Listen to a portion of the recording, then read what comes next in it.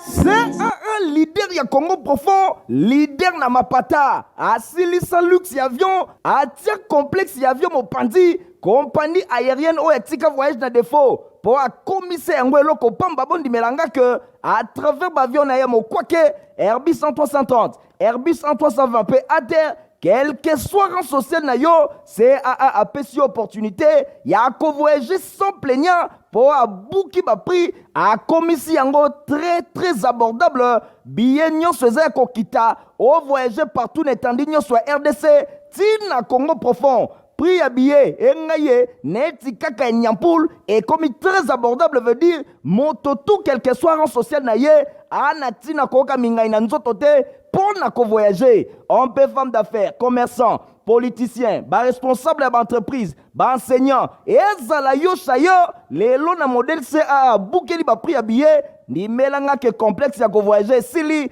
pour a tafouni ba prix, et commis très abordable. CAA a tiré bino les sous 5 fréquences mokoka par semaine, na destination Kinshasa, Goma, Kinshasa, na Airbus 330 na ye, 9 fréquences mokoka par semaine, na destination Kinshasa, Lubumbashi, Kinshasa, en réseau il y a 7 fréquences, na Airbus 330, P2 fréquences na Airbus 320. Et silité, 2 jours par semaine, ba vol à Kinshasa, Lubumbashi, Kinshasa, et Kobanda Kozala avant midi, puis après-midi. Ah, CAA, Osaka Boepoa Nini, au commissaire qu'on voyager dans Congo profond, na first class, veut dire première classe, Masolo et Sili, luxe et noblesse ya Nyama, mais na Congo profond, mon côté na terrain, CAA, mfumu ya mapata.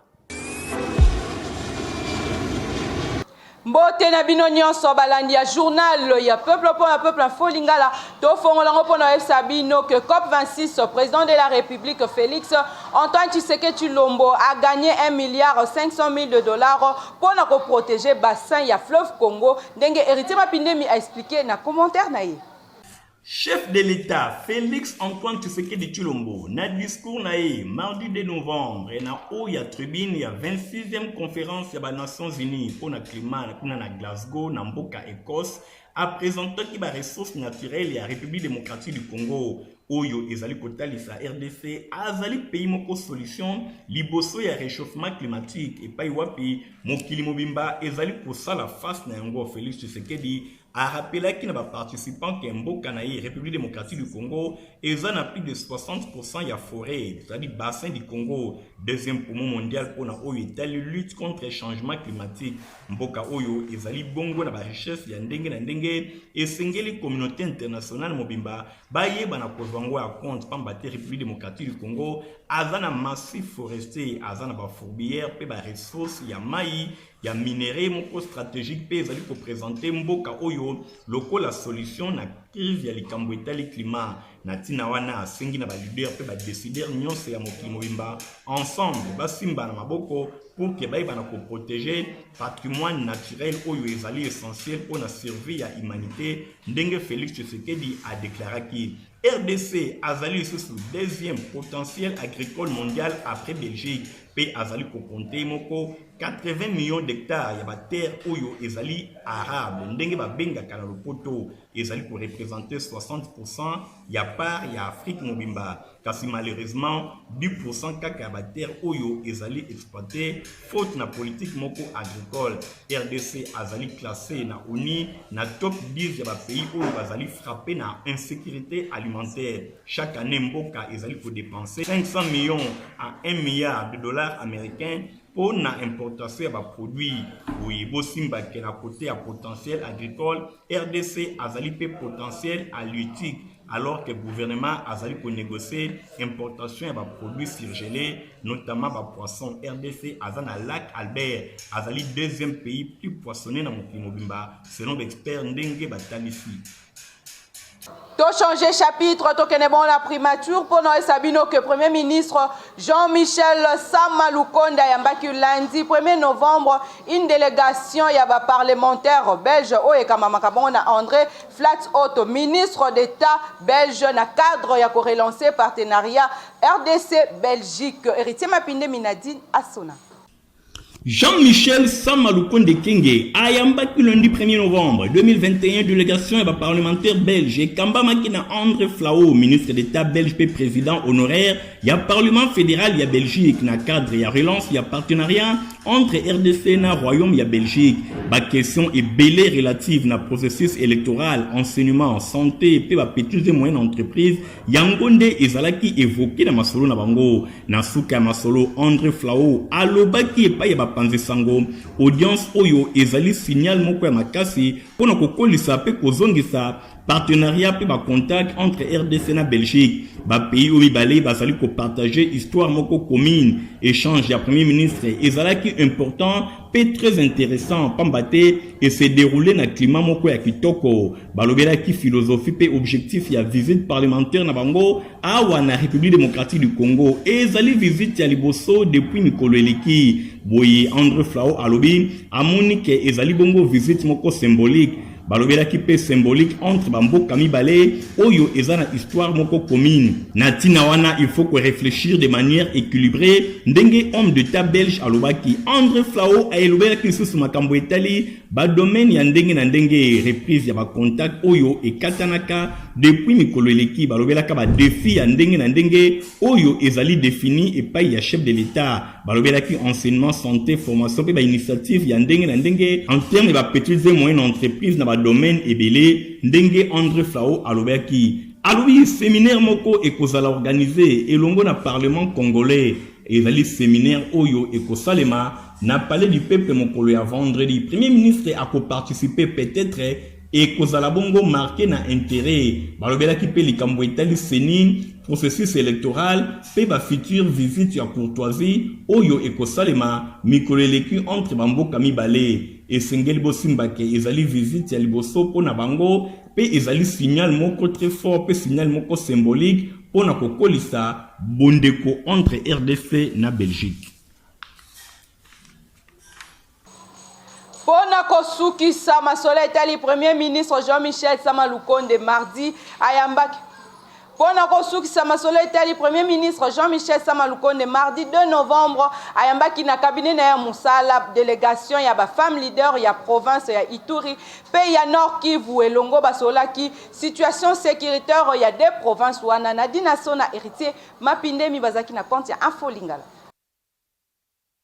Premier ministre Jean-Michel Samaloukonde ayambaki mardi 2 novembre 2021 na primature délégation ya ba mama leader ya ba province ya Nord Kivu pe ya Ituri, balobela ki mingi situation sécuritaire na ba province o mibale eza na état de siège pe na masolo na bango elongo na chef ya gouvernement Jean-Michel Samaloukonde Kenge, collectif ya ba femme leader balaki sike bazali préoccupé pour na question sécuritaire. Boye balobaki ke ba beti masolo elongo na premier ministre pe premier ministre azalaki attentif na ba doléance na bango nyonso. Selon madame Patience Sinamuli oyo azali chef ya délégation ye a se confier ki na presse na souka masolo na bango alobi ba recommandation ya ndenge na ndenge esalemi na sens ya ko améliorer situation sécuritaire na Ituri pe na Nord Kivu, bango ba soumetaki yango epai ya premier ministre alobi bayaki ko présenter ba différentes recommandations oyo par rapport ya nyonso ezali kosalema na Nord Kivu pe na province ya Ituri, mingi penza vi ya bandeko basi pe ya bana oyo bazana danger, bango balobi ke esengela kibaya epai ya autorité oyo esengeli aluka ba stratégie ya ndenge na ndenge batia sur terrain pona kosilisa makambo ya mabe oyo ezali kosalema na ba province mibale oyo. Premier ministre ayoki bango pe a promettre ke a ko s'impliquer yemoko po ete makambo nyonso e bana ko trouver solution, kutu apesa ki bango contact ya coordonnateur na ye oyo esengeli azala contact na bango pona kosala suivi afin que tango nyonso premier ministre azala informé na situation ezali koleka kuna. Nous avons remis cette recommandation aussi à l'autorité. Na dossier Moussouso Sengeli Boyeba que 72 heures avant marche, il y a un nouveau bloc, il y a opposition na FCC. Bazali ko kanate entre ba regroupement politique Moussouso nde ba décider kolongo la confiance na mokambi ya cellule ya crise Raymond Chibanda. Héritier Mapindemi a expliqué bino. Na 72 heures, il y a marche, il y a bloc, il y a force politique et sociale. FCC, principal allié à la Mouka, a vraiment pene, il y a implosion. Démonstration de force, et ça déjà comme on en a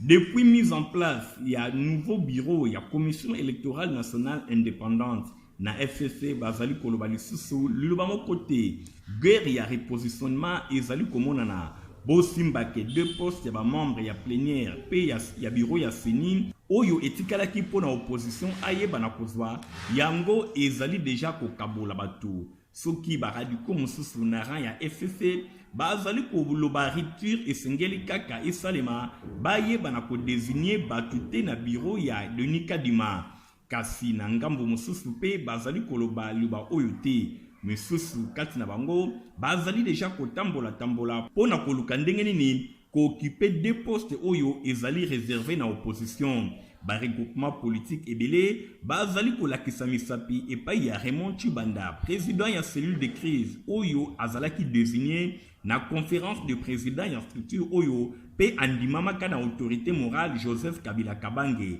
Ezali bongo 13 partis pe ba regroupement politique, ba membre et ba conférence et ba président ya FCC, bango ba décider ko retirer confiance na bango et pa ya Raymond Chibanda Ntunga Mulongo. Oyo azali bongo coordonnateur ya cellule de crise ya FCC. Depuis lundi déjà déclaration et salemaki pour na ko annoncer position na bango. Ezana ba regroupement pe ba parti politique locaux la Nojek ya maître Constant Mutamba, Anadek, FUPA, ANC, FCN, PCCO, CF, LFC, PCDC, RCR, URD, ACDRE, MSPS, P Bongo na Bongo. Raymond Chibanda Ntunga Mulongo, Bango Nyonso ba retirer confiance et pa inaye, P Balobi, et Sengeli, conférence ba président, ba ye banako diriger FCC, en attendant ba structure mususu eye banako kota. Kasi bango, ba muni ma BP Balobi Raymond Chibanda, azali koluka ndenge nini kotinda batu na ye pour ba occuper 2 postes na bureau ya Seni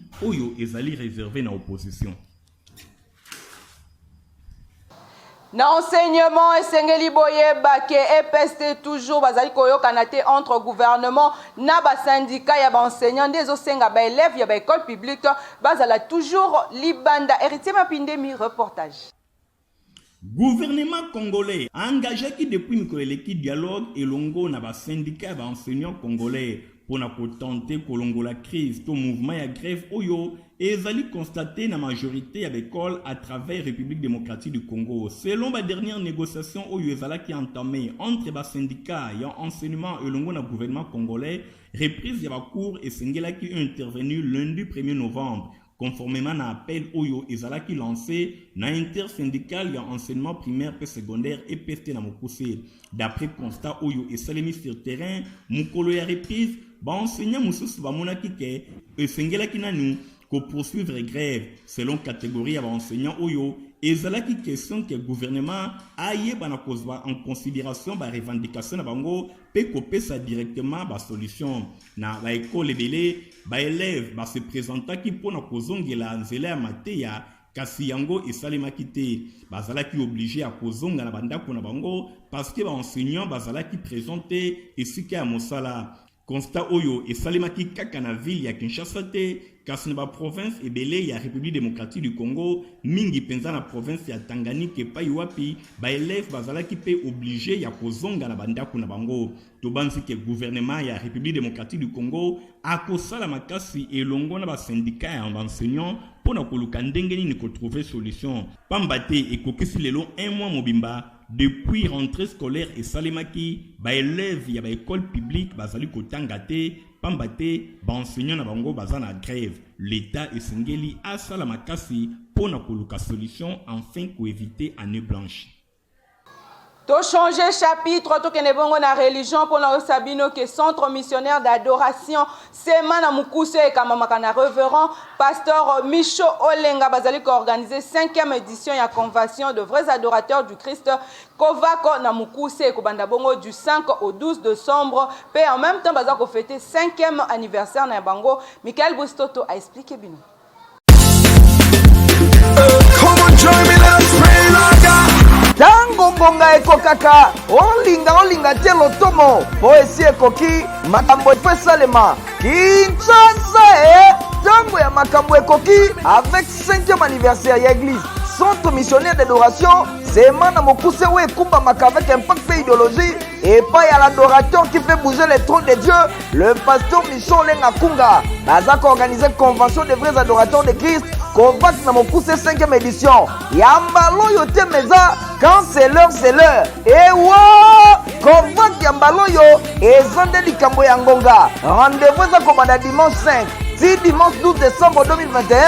Chaque jour de 17h à 19h45, 8 journées mon coca de démonstration, Yangouya Yanzambe, ya epakwa. Kolo ye moko kozala au rendez-vous, na ngwende na ya bokonzi. Monte kopela kosagana te, bikabu ekosalema, e bongo basali ya Nzambe, bilombe o bakokumbela milulu oyo. 5e édition ya Kovac, Pasteur Faustin Ikaka, Pasteur Raphaël Vubu, Pasteur Ezekiel Beponga ya Sema, Pasteur Dona Ebondo ya Mwanda, Docteur Stéphanas Kande, payé moko otia milulu, l'adorateur qui fait bouger les trônes de Dieu et qui fait trembler les démons. Révérend Michel Lenga Kunga, kozanga na yokutu rendez-vous ote yaya, otuninga kozala wapi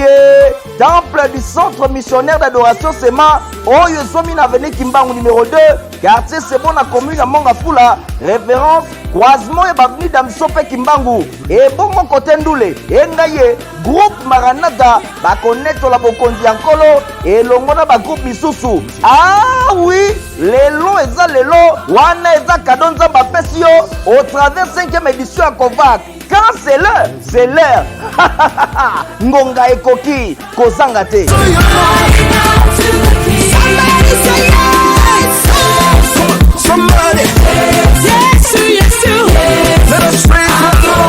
Compagnie africaine d'aviation CA a tcheba prix à Kitoko na Airbus A320, Airbus A330 pour nous permettre à Moutounios à voyager Kitoko peine à sécurité. Michael Bostoto, reportage. C'est un leader ya Congo profond, leader na mapata, asilisa luxe ya avion, atia complexe ya avion mopandi, compagnie aérienne ou etika voyage na défaut. Pour a commissaire ngwelo ko pamba bondi melanga que à travers l'avion na yamo kwake Airbus A330, Airbus A320 pe à terre quel que soit rang social na yo, CAA a pesi opportunité ya ko voyager sans plaignant pour a bouki ba prix a commissi yango très abordable billet nyonso za ko kita o voyager partout n'étendue nyonso RDC tina Congo profond. Prix à billet, engaye, neti kaka nyampoul, et comme très abordable veut dire, moto tout quel que soit rang social naye, anati na koka mingai na nzotote, pour na ko voyager. On peut femme d'affaires, commerçant, politicien, ba responsable d'entreprise, ba enseignant, et zala yo chayo, les lots na modèle CAA, boukeli ba prix à billet, ni melanga que complexe ya ko voyager, sili, pour a tafouni ba prix, et commis très abordable. CAA a tiré bino les sous 5 fréquences mokoka par semaine, na destination Kinshasa Goma Kinshasa, na Airbus A330 na ye, 9 fréquences mokoka par semaine, na destination Kinshasa Lubumbashi Kinshasa, en raison y a 7 fréquences na Airbus A330, P2 fréquences na Airbus A320. Et s'il 2 jours par semaine, bah vol à Kinshasa Lubumbashi Kinshasa, et Kobanda Kozala avant midi puis après midi. Ah, CAA, Osaka Boepoa Nini, au commissaire qu'on voyager dans Congo profond, na first class, veut dire première classe, Masolo et Sili, luxe et noblesse ya Nyama, mais na Congo profond, mon côté na terrain, CAA, mfumu ya mapata. On a maximiser la chance na bino na deve loterie boki mambangu na cyber Eric surtout na ba extension na ngwezwami awa na République démocratique du Congo. Michael Bustoto, Nathalie Kaila Kapenda Tomwabi.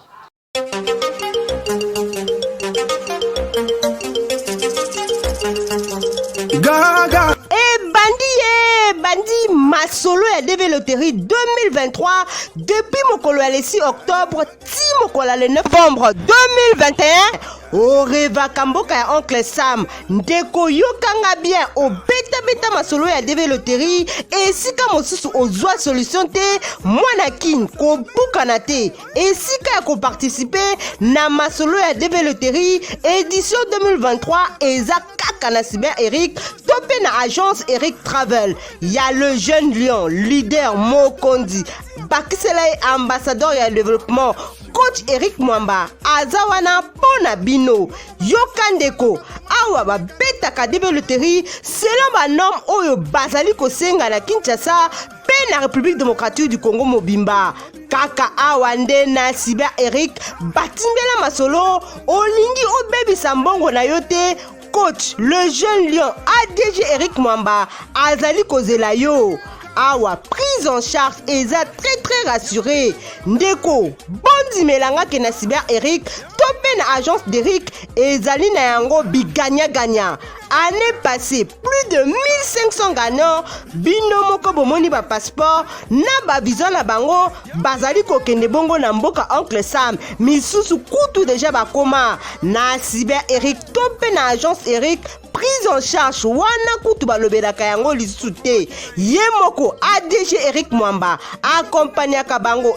inde famille d'accueil eza wana ezali kozela bino maboko ya kofungama oyoki ndeko na $5 ya pamba beta debe loterie soki okomema libota na yo mobimba kaka yo moko soki pe ozali na passeport yaka na yango po ezali condition oyo bapesi bino na ba agence d'Eric pe na Cyber Eric na kosa bino te matériel ya qualité pe ba professionnel nde ba vandeli yango biganya Cyber Eric ya le coach le jeune lion Eric Mwamba botu nanga soki bokozwa bango wapi Eric Travel na 11e rue Limité industriel oleki INPP opusani muke na Masina sans fil na boulevard Lumumba en face ya robot roulage na Kalamu mona bango na avenue Victoire A3 mosika te na district ya la police na Kitambo magasin entre Facebook na WhatsApp Eric Travel na Cyber Eric baza likolo na masolo o etali deve loterie mokonzi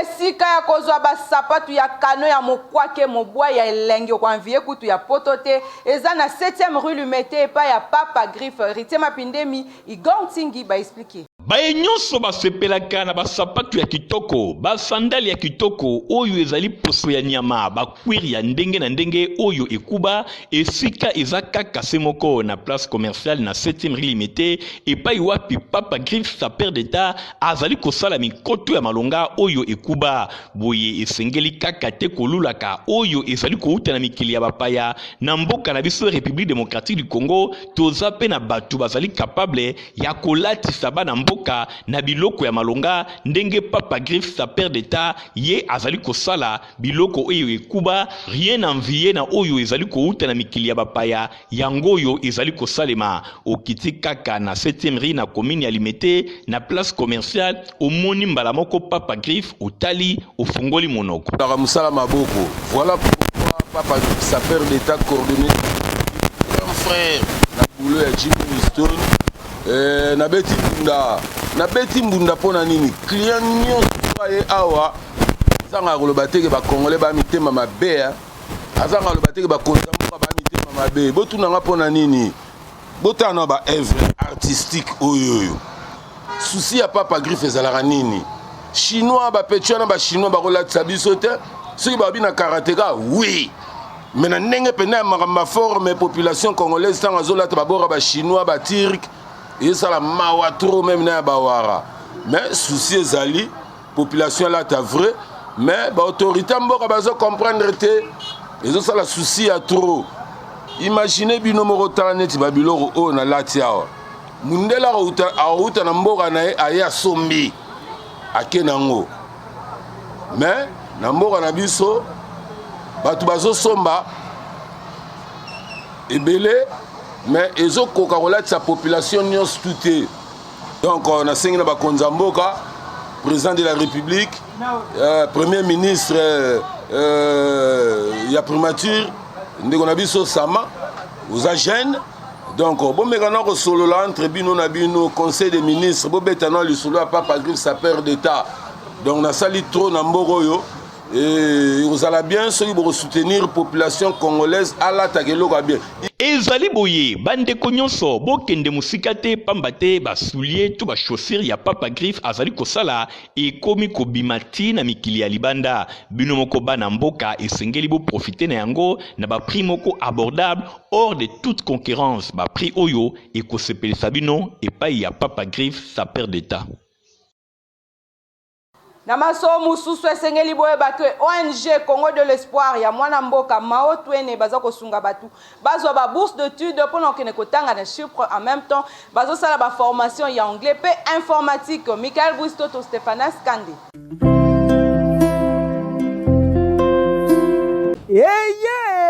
ONG de Congo de l'Espoir ya mwana mboka le président Mao Twene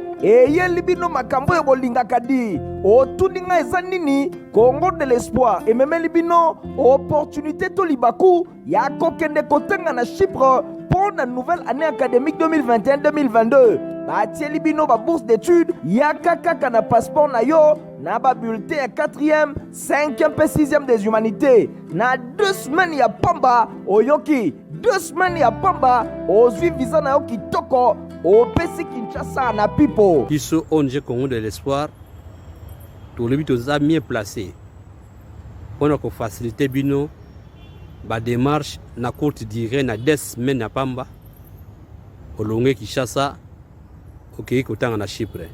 Esili te tellement soucieuse ya instruction ya bana mboka ONG de Congo de l'Espoir etieli bino mobange na salle informatique avec zamba ya bamachine théorie na pratique nyonso eza kotambola elongo kasi yoka tolengeli mpe baformation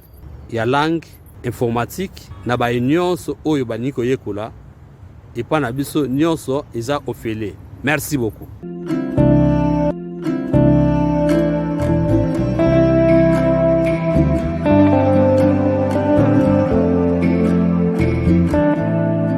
okanisi esili tin Congo de l'Espoir ya président Mao Twene etieli bino bacours ya alphabétisation gratuite yaka koyekola français anglais pe lingala okofuta eloko te otuninga ya adresse mpona barenseignement ya kokende kotanga na Chypre pe bacours ya informatique yaka na route Matadi numéro 3 bis référence Arrêt Libulu Camp Badiading. Kasi mpona bacours de langue to pe alphabétisation yaka na route bypass Arrêt Munongo na avenue Kimwingu numéro 43 p 45 na kati école excellence. Congo de l'Espoir président Mao Twene balobi toujours derrière vision et gratuité enseignement prôné na président de la République Fachi Béton Boye.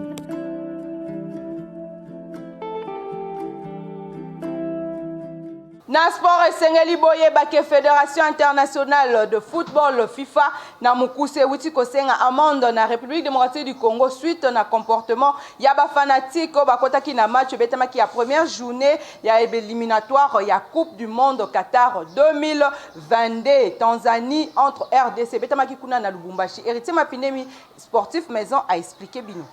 Mauvais comportement, il y a des supporters, il y a République démocratique du Congo, et pesé dans l'épaule Yamboka, Fédération internationale de football, association FIFA na Mokuse, a outil pour infliger amende, il y a 54 985 $ américains, et pas il y a République démocratique du Congo, pour na kozanga kotosa ordre et sécurité, oyo ezalaki établi. Ba supporter ya RDC mokolo ya match contre ba Taifa Stars ya Tanzanie oyo ebetamaki le 2 septembre na ville ya Lubumbashi. Match ezalaki pour na compte ya première journée ya éliminatoire ya Coupe du Monde Qatar 2022 selon décision oyo ba supporters ya RDC ba envahissaki zone neutre pe ba se comportaki na ndenge ya mabe. Décision ya FIFA ezalaki publiée le 1er novembre 2021 na canal ya commission ya discipline na e. Ba fédération ebele pe bazalaki sanctionné suite na incident ya ndenge na ndenge oyo esalemaki na ba rencontre ebetamaki na septembre et octobre na compétition préliminaire ya prochaine Coupe du Monde ya football.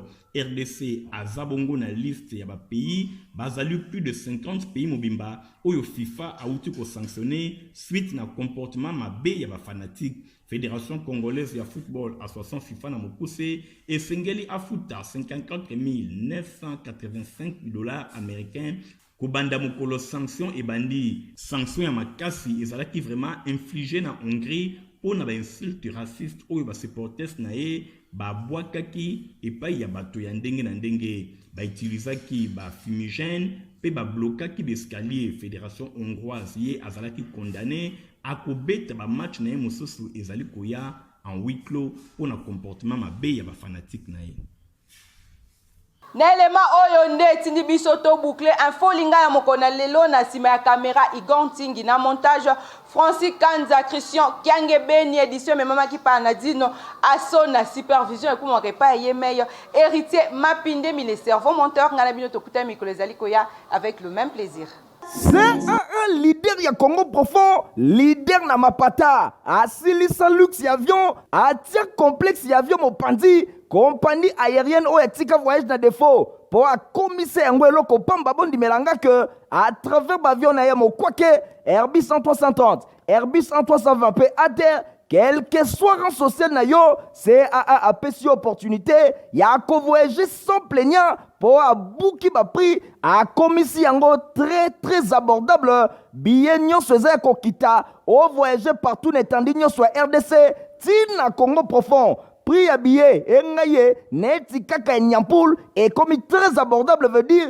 moto tout quel que soit rang social na ye, anati na koka mingai na nzoto te, pour na ko voyager. On peut femme d'affaires, commerçant, politicien, ba responsable d'entreprise, ba enseignant, et ezala yo chayo, lelo na modèle CAA, boukeli ba prix à billet, ni melanga que complexe ya ko voyager, sili, pour a tafouni ba prix, et commis très abordable. CAA a tiré bino les sous 5 fréquences mokoka par semaine, na destination Kinshasa Goma Kinshasa, na Airbus 330 na ye, 9 fréquences mokoka par semaine, na destination Kinshasa Lubumbashi Kinshasa, en raison de 7 fréquences na Airbus 330, P2 fréquences na Airbus 320. Et s'il 2 jours par semaine, bah vol à Kinshasa Lubumbashi Kinshasa, et commande à cause avant midi puis après midi. Ah, CAA, Osaka Boepoa Nini, au commissaire qu'on voyager dans Congo profond, na first class, veut dire première classe, Masolo et Sili, luxe et noblesse ya Nyama, mais na Congo profond, mon côté na terrain, CAA, mfumu ya mapata.